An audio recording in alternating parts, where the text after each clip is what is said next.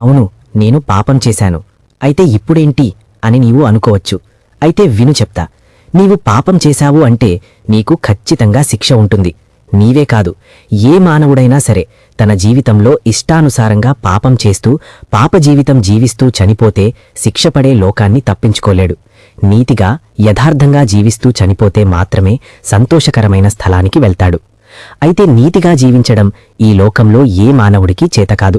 అందుకే 2000 సంవత్సరాల క్రితం యేసు ఈ లోకానికి వచ్చి నీతిగా జీవించి మన పాపములను తనమీద వేసుకుని మనకు రావాల్సిన శిక్షను శిలువలో తాను భరించి మన కొరకు మరణించాడు. అంతేకాదు, తన యందు విశ్వాసము గలవారికి నీతిగా జీవించే శక్తిని కూడా ఇస్తాడు.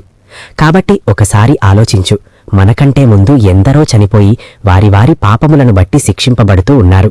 కొందరైతే యేసునందు విశ్వాసముంచి తమ పాపముల విషయంలో క్షమాపణ పొంది యేసుప్రభు ఇచ్చిన శక్తిని పొంది నీతిగా జీవించి చనిపోయాక సంతోషకరమైన స్థలంలో ఆనందించుచున్నారు.